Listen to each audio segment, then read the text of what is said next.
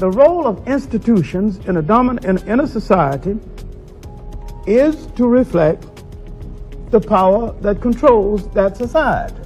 So we have American institutions arrayed against us, and we naively expect these institutions to reform themselves, because if they reform themselves, that's tantamount to presiding over their own demise. I'd like to say one thing on that. I think the question you asked is how do the schools accomplish this? I mean, you were concerned about the process. I think we got to understand that there's no such thing as objective truth, which is implicit in everything Dr. Clark says, that white people use the institutions to accomplish white purpose. The white purpose is to maintain a power position and keep everybody else in a subordinate, powerless kind of position. Now that's the institution's purpose, and that's the way it functions and how it functions. Happy Monday, happy Monday, happy Monday. Welcome back to On the Shoulders of Giants. I am Joseph Ward, and I am continuing my reading of Dr. Amos Wilson's book, Blueprint for Black Power, a moral, political, and economic imperative for the 21st century. And we're picking up, and we're actually going to close out our reading on chapter 14. Pages 340 to 365 is the end of chapter 14. And see my opening video. And this, I want to stress the importance of institutions, but make sure we understand what institutional power is, but not just building institutions, but what all goes into the institutions, from the social fabric, from the moral fabric, from the ideological fabric, from the economic fabric, from the structural fabric, from everything that goes into building an institution, but also the people who make up the institution, the community, right? Looking at us as Black America. We're picking up on what we talked about last week about the power of institutions. Also, that myth of buying power, right? We've been talking about this myth of buying power since the pandemic, right? How much you spend don't matter. How much you make and spend don't matter if the group don't operate like a group is supposed to operate, and then they don't organize their politics, they don't organize the economics, they don't organize their social relations, they don't organize the familiar relations. Like, the community isn't organized. The community isn't prepared to operate like a cohesive group of people. A cohesive group of people with a collective objective. And when you're not operating like that, then you are just a bunch of people who may have income, but you're also consumers, and consumers don't have power. Those who build cohesive and collective communities and then organize all of their resources together and use them collectively to reach said outcome, and are able to use their power and their force to manipulate and dictate what others do and don't do. Now we're talking about power, right? The ability to force others to do what you want them to do, to get your desired result against their own will. That's power. So like I said, we're picking up from last week's video where we examined Wilson's argument that ethnic identity, trust, networks, and solidarity can, keyword, can become economic resources if they are directed properly, right? If collective organizations helps other groups, and remember we talked about some of the other groups and some of their collective organizations, but he also went into their ideologies, their religion, their trust, everything that brings a community together. It wasn't just a bunch of people with money just spending. It was in an organized fashion of how they even interacted with each other. They had a collective code of conduct that they used. And going off this code of conduct, how they operated helped them build the institutional and the organizational power that they have, right? So if collective organizations help other groups develop economic power, why has Black America had such difficulty converting its population, income, skills, institutions, and common interest into organized group power? So remember, that's consistent with what we've been reading here in the Blueprint for Black Power, which treats Black America as a potential nation within a nation whose resources must be organized. And not just the resources, but the people ourselves, the people. We don't like each other. Right? So if the people are organized as well, the institutions are organized, then we can possibly, maybe start to get somewhere and start to build some real power. So, like I said, we're looking at everything that goes into building a community, everything that goes into building an institution, and the importance of institutions and why institutions exist throughout the world and the different types of institutions, right? Because once again, we have money in Black America. We ain't the richest. We ain't, compared to white America, right? We ain't on that level, but we have economics. We have some income. We got some money that we could do some things with. But us as people, we don't have each other. And that's one of the most important, one of the most foundational things that comes to building real Black power is Black people have to have each other's back. Black people have to have this code of conduct that we're working off of to build some kind of solidarity to move forward in an organized fashion as a group of people who are serious about changing our conditions and really building real power in America and not going off this stuff that make us feel good about this perceived power that we have. All right. So, you see, I started off with the video with Dr. Clark and the gentleman having a discussion about institutional power. I'm going to do a little reading and get into some key points. And then I have a video that I'm going to show at the end. This video may not be long, but I have a video that I'm going to show at the end. It's called The Importance of Institutions. And it's showing, I like the way it broke down how institutions work and how institutions can help or hurt, and just the power of institutions overall, right? And those who control the institutions versus those who don't control the institutions, right? So that's what we're getting into. So I'm going to start my reading.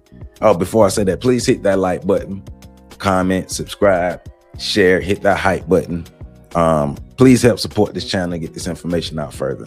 I appreciate everybody who supports this channel. Thank you, thank you, thank you. So we're going to start our reading on page 343, where it says Black American Racial Solidarity and Economic Development. In our discussion of the racial solidarity of immigrant groups and the economic growth and opportunities it engenders for them, we do not wish to leave the impression that Black Americans are not capable of or have not experienced racial solidarity and its associated economic outcomes. Racial solidarity and self-help have a lengthy history in the Black American community, and were particularly intense in the years following Reconstruction. It is no coincidence that this period was also characterized by a heavy emphasis on economic development and activity as a major means of solving the economic and social problems confronting the recently emancipated Black community. August Meyer in 1966 informs us that Negro conventions of the late 1870s also placed their strongest emphasis on racial solidarity, self-help, and economic achievement. He goes on to imitate that the delegates, many of them the most distinguished leaders of the Negro community, were more concerned with self-help and economic development than with the decline of the political and civil rights. Meyer takes note of John Wesley Cornwell's advice to the Black American community as editor of the People's Advocate, that in the name of racial patriotism, Blacks should award their work to colored men, even where whites would perform it more cheaply, in order to build up the colored tradesmen in the point where they could compete with whites, right? During the 1880s and 1890s, the emphasis on race, pride, and unity grew. It grew immensely in popularity. This emphasis on race pride was accompanied by an increased emphasis on race history. The increased interest in the writing of race history was primarily designed to refute the myth of Black racial inferiority as perpetuated by racist whites, as well as to stimulate racial solidarity. Hence, these motives coalesce to form a general movement which might be referred to as cultural naturalism. From prominent black writers to orators frequently use the term nation or nationality when referring to the black community of that time. Meyer noted that in the years between the Compromise of 1877, which involved the withdrawal of federal protection of the rights and privileges of blacks in the South, and the Compromise of 1895, Booker T. Washington's capitulation to white domination in the New South, emphasis on race loyalty, race pride, racial solidarity upon a sort of cultural pluralism. All evidence in ethnoculturalism or nationalism visibly increased. The idea of nationalism was frequently expressed, for example, in connection with the appeal to economic racial solidarity. The high tide of Black American entrepreneurialism and the operational establishment of corporate cities, industries, small businesses and shops, professional services and schools and universities, as well as high level of inventions by Black inventors, reflected the emphasis on Black pride, dating from the failure of Reconstruction to the advent of Marcus Garvey in the 1920s. Evidence of this phenomenon was still fairly strong in many areas up until the late 1950s and early 60s. A per usual of our review of Black entrepreneur history in the following chapter would substantiate our claims relative to the late 1800s and early 1900s. Thus, it is evident that conscious race solidarity, a certain level of ethnocentrism, and nationness are as necessary to the entrepreneurialism, economic growth, and development of African Americans and Africans the world over as they are to non-African immigrants, white Americans, and other ethnic groups elsewhere. If African American entrepreneurialism, ethnic growth, and development are to occur again and reach the levels necessary not only for economic prosperity, but for liberation from white domination, the African American race solidarity and nationalism must also be revived. Now, yes, it must be revived, but I do think a caveat that we need to add to that is, and something I've said before, and we've said plenty of times on this channel. Unfortunately, for Black Americans here in America, one of the times where we really showed, like he was talking about, that racial solidarity was when we were forced to. Because now he's talking about it needing to be revived. Racial solidarity, the racial pride, the racial love, the cohesiveness, the collectiveness, the understanding of us as a team needs to be revived. That's what he's saying, because it doesn't exist. And of course, we can see now in 2026, it really doesn't exist.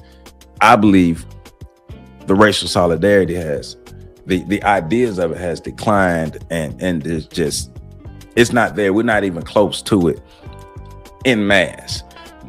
Are there pockets of Black people who are engaging in racial solidarity? Yes, but I believe in mass, no. And in this chapter, he's saying that's one of the problems, because remember the chapter 14, race and economics, right? How the race of the people, depending on who they are, where they are, and where they exist on the social ladder, can affect their economic status, right? So I got my key points, so I'm gonna incorporate, you know how we do, incorporate the key points with the readings, go back and forth, then we can get through it. So his first key point, well, let me say this. So last video, we talked about the three conclusions. Well, there are three conclusions from last video, right? Wilson showed us that economics isn't merely about money, it's about relationships. So one of the conclusions, economics isn't merely about money, it's about relationships. He examined ethnic communities because he wanted readers to understand how identity, trust, networking, cooperation, and economic institutions all go into helping to create power. Identity, trust, networking, cooperation, economic institutions, all those things go into creating power, right? And also understanding the importance of, and one of the things that I definitely disagree with Dr. Amos Wilson about is the idea of spending power, right? Having money to spend is not the same as having economic power, right? I disagree with him about the idea of the black spending power, right? Because like I said, we've been talking about this for years. Spending power is not how much you spend. It's not how much you consume. It's not that. It's how those economics are used, right? Are used by a group of people who they understand their identity, they trust each other, they network properly, they cooperate with each other, they build economic institutions, and it helps them build power. So if we don't understand that, we won't really build power. If we think spending is power, then we ain't gonna build no real power. All right. But also remember, it's not just creating institutions. It's having a cohesive community of people operating in a certain manner, in a proper manner that allows them to reach their collective goal. And what would black economic power actually look like? Remember, black economic power is not consumption. It's not celebrity wealth. It's not black representation inside someone else's corporation. We're talking about having our own, I guess you could say, our own universe, I would say, our own community, our own economics, like everything within Black America is structured to empower us. It's structured to make sure we're pouring back into us. It's structured to cultivate trust. It's structured to cultivate cooperation. It's structured to cultivate economic solidarity and group solidarity that can lead to the building of institutions, and then understanding how institutions are used politically, adding in the political angle. How are institutions used politically to help shape the environment around you? Going back to what Dr. Clark then was saying in the video. So the first key point is Black America has resources, but resources are power. Resources and power are not the same thing. Black America has resources, but resources and power are not the same thing. So a group can possess millions of people. They can have skilled professionals. They can have enormous aggregate income. They can have churches, businesses, organizations, political representatives, consumers, all that stuff, right? And then have no organized power. Because doesn't that sound familiar? We have all these things, but no organized power. Why? It's because resources become power only when they are organized toward a collective objective. Wilson makes essentially this distinction much earlier in the book, right? When discussing the social power of unorganized masses. His table of contents itself places that discussion immediately alongside ethnic solidarity, class, resources, race, ideology, and organizing for Black power. So think about it like this. You got 20 people standing separately, each holding a brick. So that's 20 bricks. 20 people with one brick, that's 20 bricks.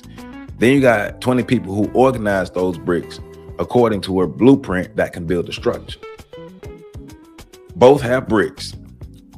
One group is organized, the other group isn't. The other group is able to build something with their bricks and be able to benefit from what they built from their bricks, while the other group just have bricks and still trying to figure out what to do with the bricks. They're unorganized as a people. So if you're unorganized as a people, you're not going to have power. You're not going to have institutions that operate the way they're supposed to do. You're not going to have the people operating it the way they're supposed to. You're not going to have organizations operating the way they're supposed to. They don't even know how they're supposed to operate. What is the code that they're operating off of? All right. So back to the reading, page 345, immigration and the African American community. In addition to the generally negative influence of the economic perspectives of the African American community currently brought on by racial structural changes in both the national and global economy on the same prospects, the contemporary influence of waves of immigrants in the U.S. has been far from benign.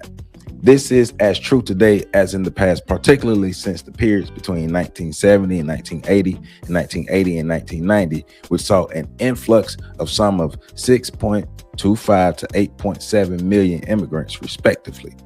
Business Week in 1992 reports that in the 1980s alone, a stunning 8.7 million people poured into the U.S., matching the Great Immigration decade from 1900 to 1910. It goes on to imitate that the newcomers compete for jobs with Americans, particularly with the less skilled, which indicates that the lowest segment of black workers. Furthermore, it reports the U.S. is reaping a bonanza of highly educated foreigners. In the 1980s alone, an unprecedented 1.5 million college-educated immigrants joined the U.S. workforce.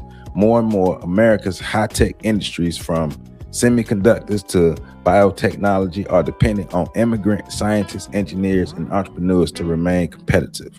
And its immigrants link their old countries. And its immigrants links to their old countries are boosting U.S. exports to such fast-growing regions such as Asia and Latin America. And remember, we can't control that because we have no power, no institutional power, no collective power, no organizational power, no political power, no economic power, because we have no collectiveness, right? A cursory look at some salient aspects of the influx of immigrants during the 1980s will allow us to make some important inferences regarding the impact of immigration on the prospects for Black American empowerment and economic well-being. In 1965, Congress overhauled the immigration laws that made it easier to bring relatives into the country. Prior to that, it was difficult for anyone who was not European or Canadian to settle here. As a result of the overhaul of the immigration laws, a surge of immigrants flooded into the country from Asia and Latin America, especially from countries like South Korea and the Philippines that had close economic and military ties to the U.S. And once a group got a foothold in the U.S., it would continue to expand by bringing over more family members. All right. Read this last part. It says, according to an analysis of 1989 Census Bureau survey, 46% of the Asian-born immigrants have 4 or more years of college, compared with 34% of native-born Asian Americans. 22% of Black immigrants have 4 or more years of college, compared to 13% of native-born Blacks. Among Black men, the gap raises to 30% versus 13%. Between 1980 and 1990, Asia provided 35.2% of immigrants, Mexico 23.7%, the Caribbean 13.1%, Central and South America 11.1%, Canada 1.8%, Europe 12%, and the rest of the world, including Africans, 3.1%. So he's talking about competition.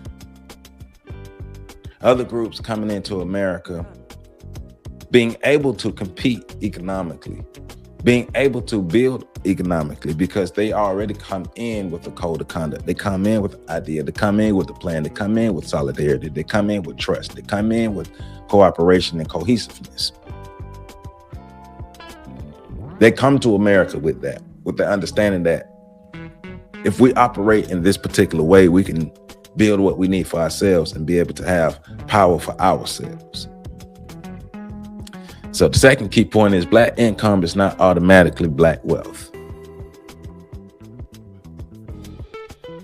So if someone earns $70,000, that's income.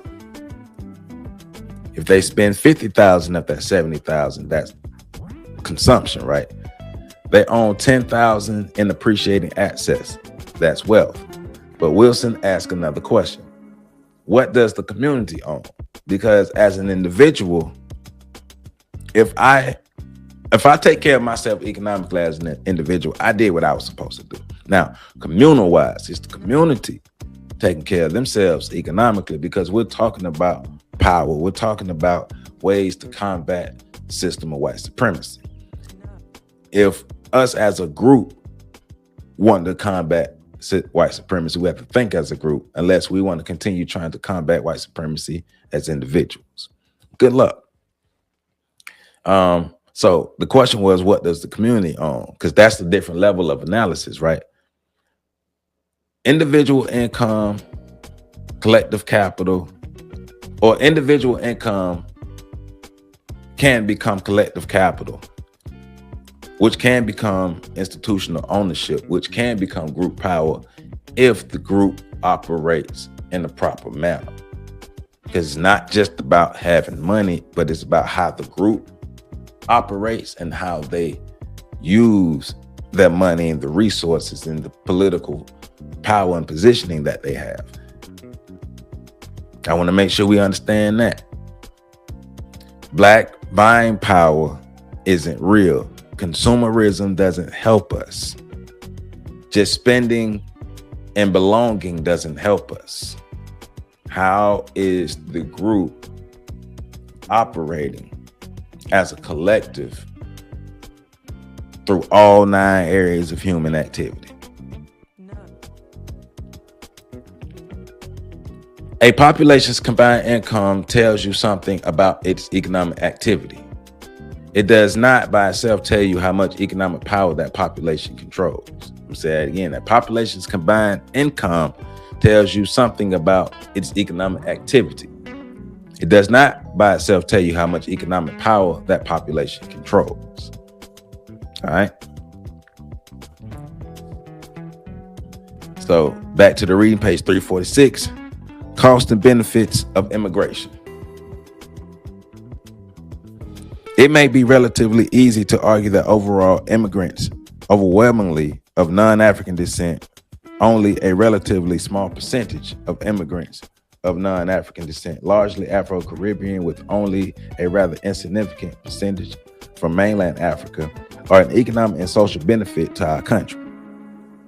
I'm gonna read that again, because I know a lot of people, a lot of FBA would like that. So, and then more relatively easy, it may be relatively easy to argue that overall immigrants, overwhelmingly of non-African descent, only a relatively small percentage of immigrants are of African descent, largely Afro-Caribbean, with only a rather insignificant percentage from mainland Africa, are an economic and social benefit to the country.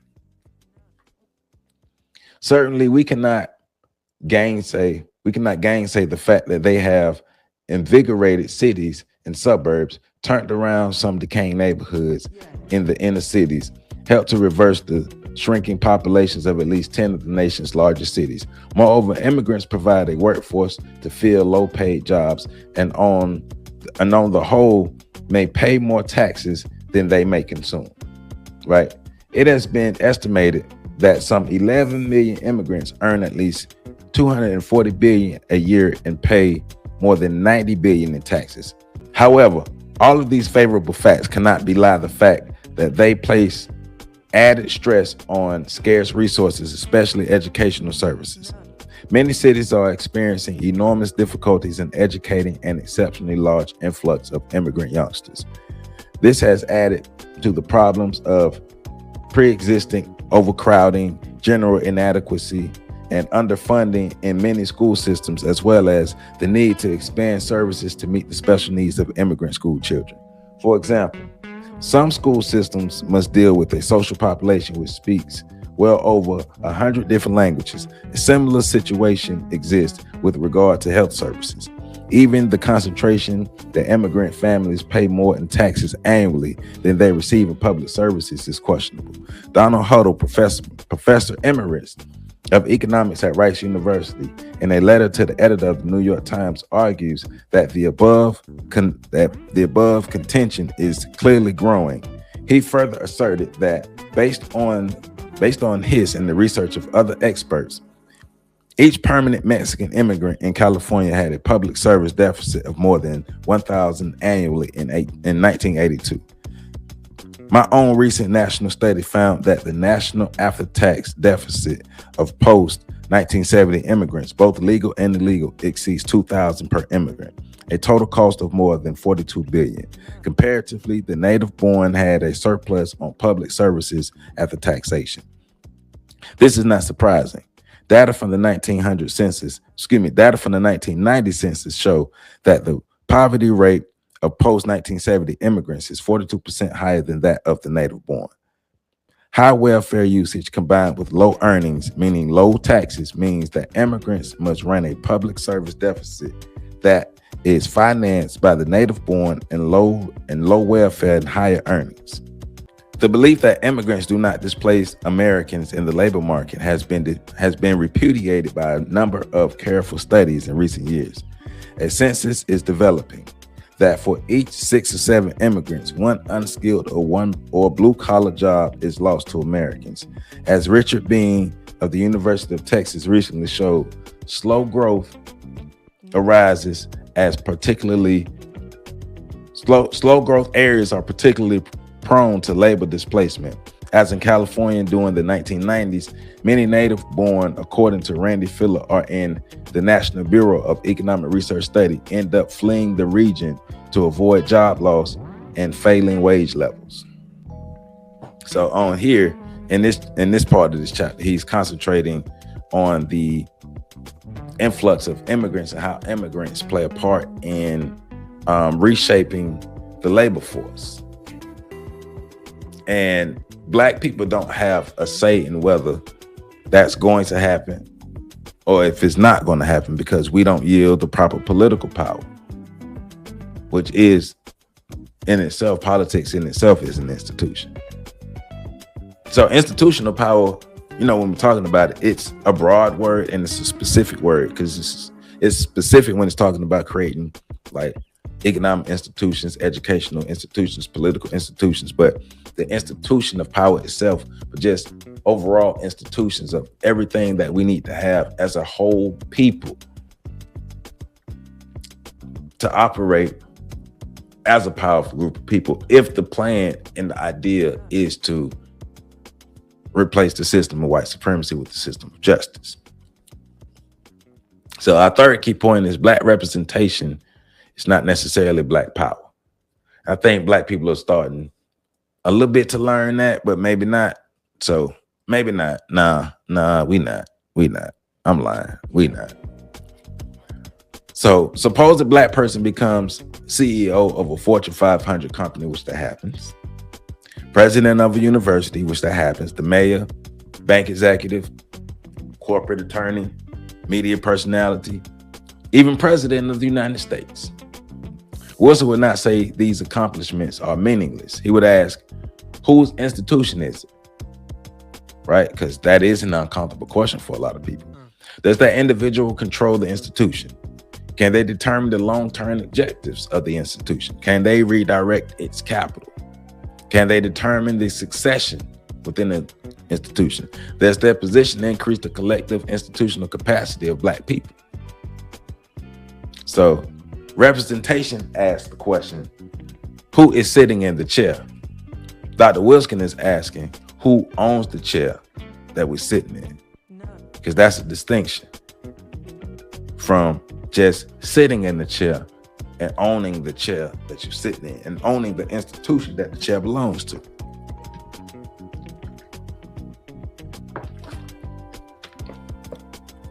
Now, let me get to this next key point, because it went with what we've just read. So this fourth key point is African immigrants complicate the meaning of Black economics. So let's explore this. Wilson examines African immigrants because racial similarity does not automatically create economic solidarity. And delineation proves that we've just learned that. Two people may both be classified as black while possessing very different national identities, cultural identities, family networks, economic relationships, historical experiences, and political interests, right? That means racial proximity does not automatically produce group organization. Even cultural proximity, even familial proximity does not automatically produce group organization. But in this particular point, we're talking about the relationship with other black immigrants, right? Can African Americans or FBA, Caribbean people, African immigrants, and other people of the diaspora develop meaningful economic cooperation despite cultural differences? Right now, I think that answer is no. Right now, where we are at 2026, I think that answer is no. But if we're talking about collective power, because racism is a team sport, but like I've always said, every chain in every link in the diaspora chain must be strong. So the Black American link must be strong. The Black Brit link must be strong. The Black Caribbean link must be strong. The Black South American link must be strong. The Black Continental African link must be strong. The Black Canadian link must be strong. Like, all the links must be strong for that diaspora chain to actually be something that's a real contender to the system of white supremacy. But in reality, if I'm looking at reality right now, even the links are broken. So there is no chain. The diaspora right now is merely just black people spread out around the globe, not black people with a collective anything around the globe other than our skin tone and phenotypical. Outside of phenotypical similarities, what real collectiveness do we have? But that's our fault. So this is a reframe, wealth, and power. The economic stories of Korean Americans, Jewish Americans, white Americans, and other ethnic Americans overwhelmingly demonstrate the substantial positive correlation between ethnic self-centered identity and the accumulation of wealth and political and various other forms of power. Under the regime of the American capitalism, those forms of power are ultimately founded on the relationship and control of property, resources, means of production, and of vital and influential institutions. This brings us directly to the point of the political economic powerlessness of America's largest minority group, Africans in America.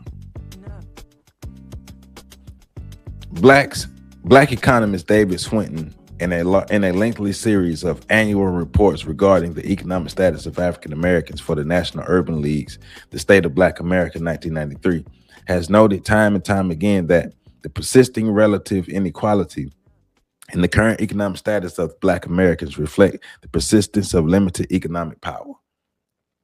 He further noted that in many respects, the absolute and relative labor market position of African Americans worsened over 12 years of the Reagan-Bush era from 1980 to 1992. The central tendency of the group as a whole has been stagnation or retrogression in absolute status and increased disparities in relative status. Swinton concludes that it is unlikely that economic parity could ever be obtained in our capitalistic economic systems without significant attenuation of the racial gaps in ownership. After making a very pertinent observation that economic power flows from ownership of human and non-human capital, Swinton further contends that the empowerment of the African American community to obtain and maintain economic parity through its own efforts will be impossible without the elimination of the large and glaring disparities in wealth ownership. Swinton goes on to argue that both the absolute and relative economic status of an individual group is to the largest extent determined by business and resource ownership. He provides the following reasons in support of his contention. One, ownership provides income either in the form of earnings from assets or in the form of services provided by the asset. Thus, the individual or group that owns more will also have higher income and consumption, all else equal.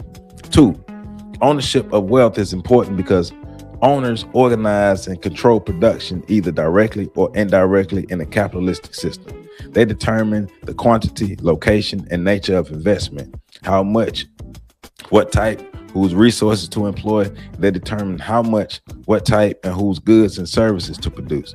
Thus, ownership enables an individual or group to have greater influence on the development, employment, and remuneration of their human and non-human resources. Swinton's reference to capitalism, to the capitalistic system, and to the fact that ownership of resources is closely bound up with power in the system, and that system underlies the central thrust of our contention to this section. If the African American community is to exercise effective power and influence in the American society and in the world, then it must consistently exercise ownership and control of some of America's and the world's important economic resources. Right. The first resource that now, yes, economic resources, but the first resource we must control is ourselves. Without the real control over ourselves as a people and control over our destiny and understanding where we're going and having that collective power, that collective ideology, that collective code, where we going? Because the economics don't work if the people don't work. That's why that's the power of the institutions, the people, the relationships. It's the relationship that is the most important. How do we, our intra relationships, how we relate with each other, those matter. And then that determines how we relate with others. The next key point is immigration is an economic issue, not merely a cultural issue. This portion deserves careful treatment. Wilson analyzes immigration partly through economic competition.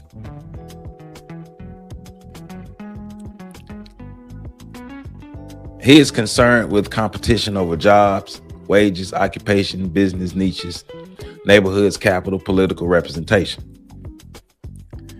One secondary discussion of Chapter 14 summarizes Wilson's arguments as claiming that immigration can adversely affect Black workers and businesses when immigrant networks help newcomers enter employment in commercial niches previously occupied by Black Americans. Whether one agrees with Wilson's conclusion or not, his analytical question is valuable, right? This is saying when immigration policy changes the labor supply, who benefits economically and who bears the cost? Black Americans thinking about not necessarily reducing this to Black Americans versus immigrants, but thinking about what are the material interests involved, right? But also looking at how Black America has dropped the ball for ourselves, because listen to what it says, right? It says Wilson's argument as claiming that immigration can adversely affect Black networks and businesses when immigrant networks help newcomers enter employment and commercial niches previously occupied by Black Americans. We can't get mad at them because they got their stuff together. And their networks allowed them the political leverage to do that. We have to do that. We have to create that. It's our fault we don't have the networks to help ourselves politically, economically, industrially. It's our fault. So this last part I'm gonna read is the Black Brotherhood Collective.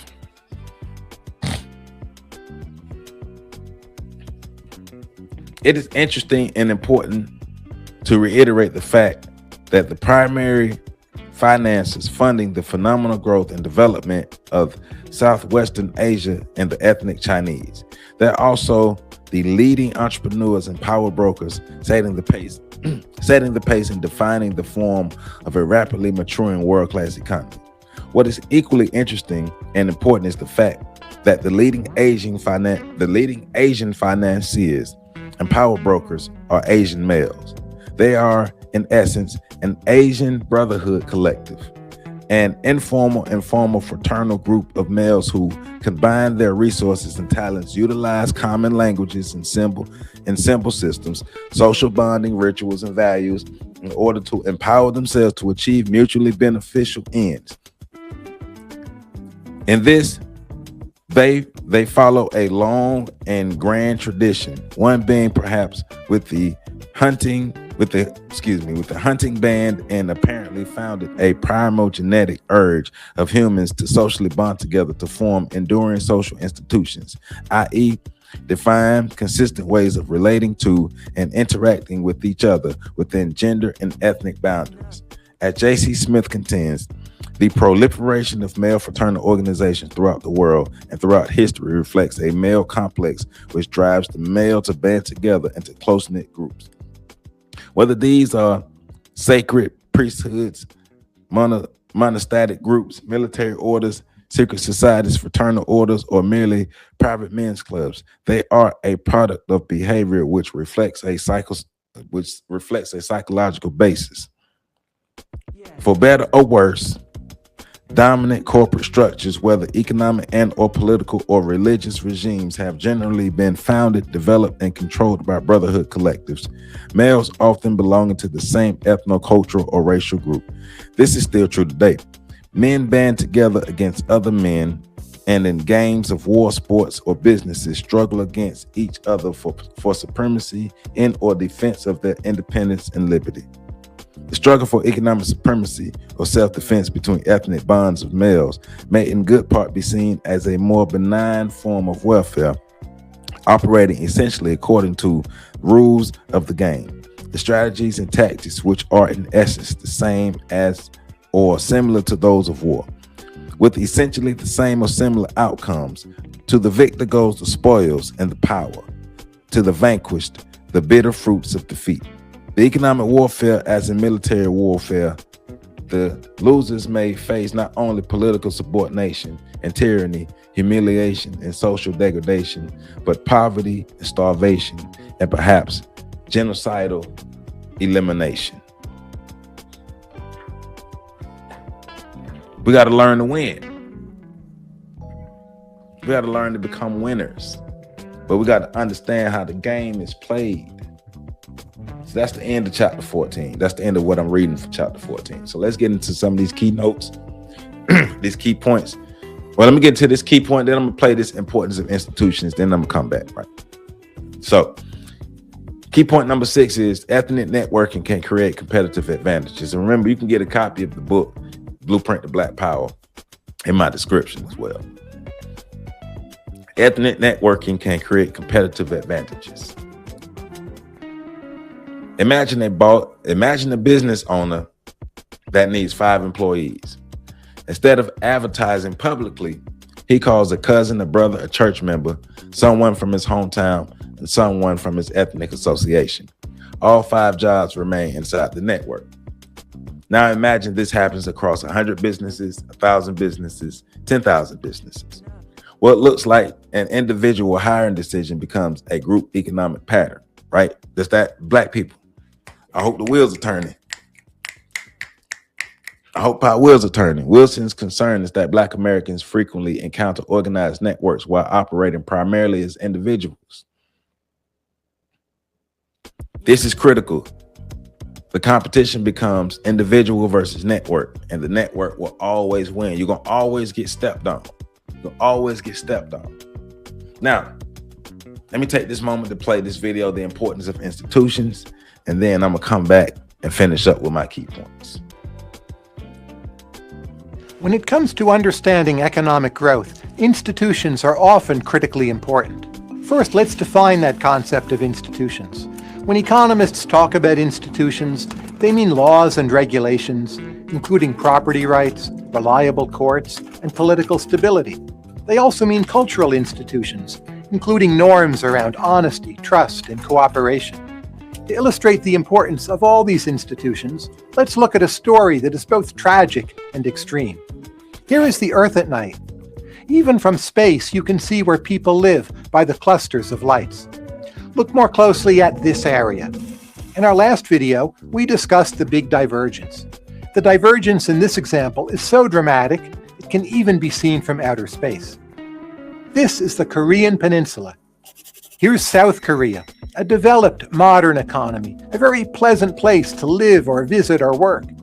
And here's North Korea, mostly darkness, with the exception of the capital Pyongyang, where the ruling elite lives. So what's behind this divergence? The splitting of Korea into two distinct countries provides an almost perfect natural experiment to demonstrate the power of institutions. Originally, the two Koreas had basically the same people, the same culture, the same language, the same history, and pretty similar economies. If anything, the northern part was wealthier. But starting after the Second World War, the two Koreas ended up on very different institutional tracks. Communism was imposed on North Korea, but South Korea, broadly speaking, ended up with capitalism and a relatively free market economy. So what happened? It all comes down to incentives. Different institutions create different incentives. In South Korea, the prevailing incentive was for commercial cooperation. Entrepreneurs would produce goods and services which consumers wanted, and if they succeeded, they were allowed to earn profit and keep that profit. Alternatively, businesses which were not successful were allowed to go bankrupt, so capital was reallocated to more valuable uses. And a society evolved based on cooperation and trust and honest commercial dealing. So over the next few decades, South Koreans became major car producers and exporters, such as the Hyundai, producers of music on a global scale. I enjoy listening to K-pop. Movies from South Korea have taken Asia by storm, and it's a major location where women go to buy high-quality cosmetics. It's a pretty well-functioning market economy responding to consumer demands, and the standard of living in South Korea is fully that of a developed country. In contrast, in the North, there's been a totalitarian state where the economy is centrally planned and directed. Those rules meant that most people didn't have the freedom to start businesses. They weren't allowed to keep their own profit. Prices are controlled. Capital is allocated by the Communist Party.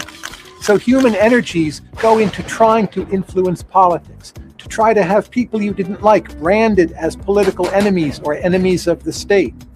The final result was tragic, and over the last several decades there have been periodic episodes of starvation because prices and property rights did not give farmers the right incentives to grow enough food to keep people well nourished. In essence, North Korea has been a militarized state where people live in fear. I've seen this difference with my own eyes. I've been to the border. When you look back to the south, it's a very pleasant, beautiful, and prosperous place. When you look ahead to the north, well, at the time, I wasn't even allowed to enter the country because they were so afraid of outside influence. And as an economy, it's so backward that, as you can see, it is literally nearly black at night. Let that sink in for a second. The economy in North Korea is so underdeveloped that at night it is literally quite dark. Okay, so let's take that video and really break it down and think about it and how that applies to us, right? So it was explaining how institutions work, period. Not whether it's good or bad. I don't want us to look at that video and think about it rather good or bad, but think about desired outcomes. What are the desired outcomes of the institutions? What are the desired outcomes of those who are within the institution and who control the institution, who influence the institution? For North Korea, it's the totalitarian. Those who control, who have the control, who have the power, who influence the institutions, who influence the politics. They want the totalitarian control. South Korea wants more of a capitalistic field, more of a free market, open market, where things can kind of flourish openly and more people can earn, and it's less government control than North Korea. Now, I want us to think about that in terms of how does that apply to us here in Black America when we're thinking about institutions. Because when I look at that, I think about how on the good, so think about white America would be South Korea and Black America would be North Korea. and Black America will be the people in North Korea who are suffering under the totalitarian control of the institutions that are implemented by the North Korean government, but i.e. by white supremacists, while white supremacy is able to flourish under their institutions. We're not flourishing under their institutions. Under the control and influence of their institutions, we do not have the power. But their institutions work well for them. So think about that, the power of institutions. Now, his next key point is Wilson challenges the myth of pure meritocracy. We're often told that everybody competes individually. Wilson says reality is more complicated. People inherit family connections, business relationships, educational opportunities, capital, property, social networks, and professional contacts. Consequently, markets operate inside social systems, right? Economics is social. Therefore, social organizations affect economic outcomes. So that leads to this next key point. Black solidarity must become material. This goes into what does black unity really mean? What is really black unity, right? Is black unity everybody agreeing politically? Is black unity everybody practicing the same religion? Is black unity everybody sharing identical opinions? Let's think outside the box. Let's think more practical, right? Cooperation around shared interest. That's what we're talking about when we're talking about black unity. Cooperation around shared interest. Two black business people can disagree about Christianity and cooperate economically. Two can disagree about Democrats and Republicans and invest together. Two can disagree about cultural issues and establish a credit union. Unity does not require uniformity. Unity does not require uniformity. All right? Getting to understand that. So this next key point is the Black Brotherhood, reinforcing the Black Brotherhood. Where is the overall Black economic coordination? It don't exist. Black economic coordination is an idea. And if it does exist, it exists in small pockets. But we see tremendous Black culture, creativity, labor, consumption, political energy, religious organizations, political talent. But what we don't see is the corresponding economic machinery, right? What are the large-scale investment institutions? What are the large-scale industrial networks, distribution systems, financial organizations, research institutions, technology enterprises, land development organizations, right? But also remember, none of that we ain't got that because we ain't got the group. The group don't work. So nothing else gonna work because the group don't work. But remember, Black business alone is not enough. Opening more Black businesses isn't automatically the same thing as creating Black economic power. So say I own a restaurant, but someone else owns my building, someone else owns my bank, someone else supplies my food, someone else produces my payments, someone else owns my delivery platform, someone else owns my insurance company, someone else owns my advertising platform. I technically own a business, but I am still indebted and embedded inside a much larger economic structure of others that I don't own. So in this, Wilson is in conjunction with Dr. Claude Anderson talking about vertical and horizontal development. Not just Black stores, but total economic systems, which leads us going from businesses to industries, right? How many Black restaurants exist? But in conjunction to that, or compared to that, who controls the food distribution, right? How many Black clothing companies exist, but in contrast, who manufactures the textiles? How many black relatives exist, but who finances development and owns the land? How many black content creators exist like ourselves, but just like YouTube, we don't own the platform and infrastructures. That's why shout out to everybody who have their own apps and all those things there, but still going to the whole economic landscape of development and creating things. Who owns everything that we have to source to get what we need? Are we getting it from black people who own these industries and own these pathways, own these certain lanes? Because we're still operating within a system and a network that we don't own. So Wilson doesn't simply describe Black America as poor. He says we're economically disorganized, right? So there's a study guide built around Blueprint for Black Power highlights where Wilson's later arguments that that many problems in the Black communities reflect inadequate economic organization and management rather than simply an absence of human resources, right?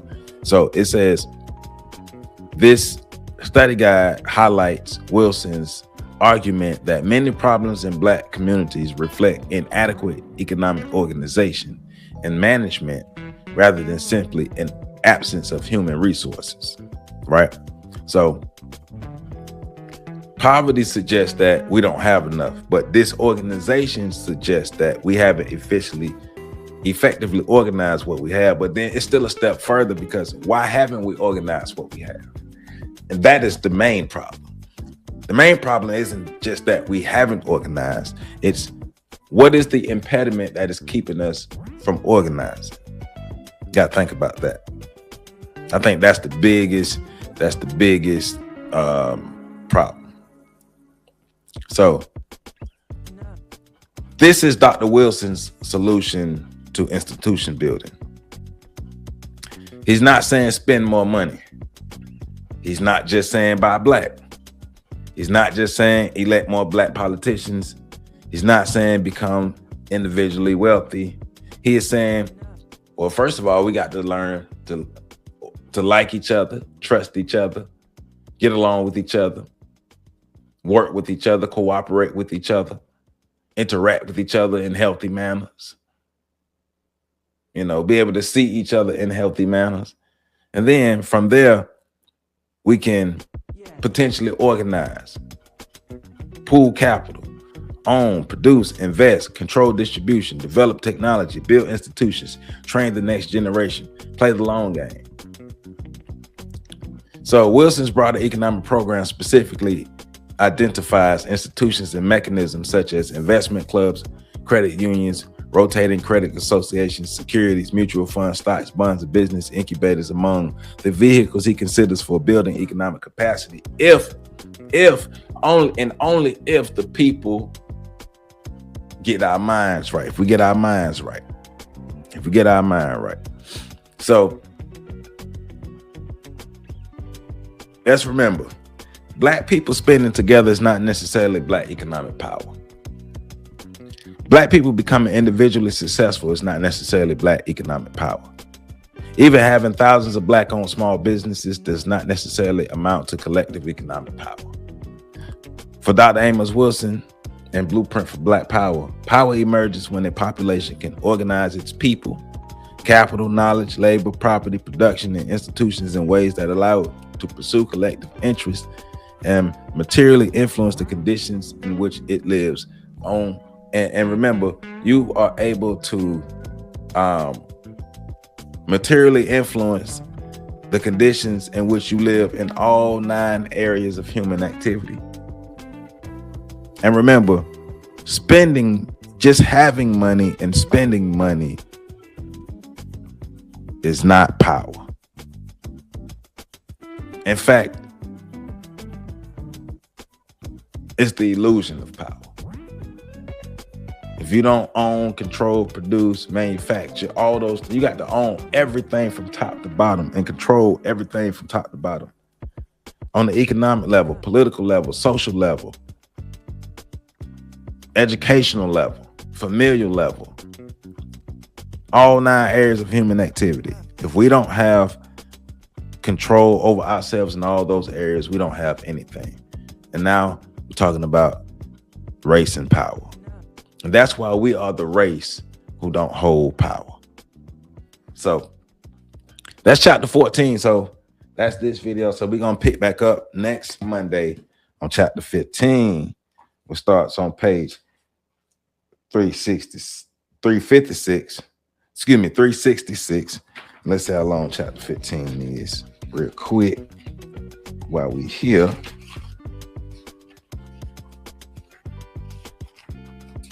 Okay, chapter 15 goes from 366 to 397. So remember chapter 15, 366 to 397, African agnostics. So there it is. Amen. I appreciate everybody. I love you all. Thank you all for the support.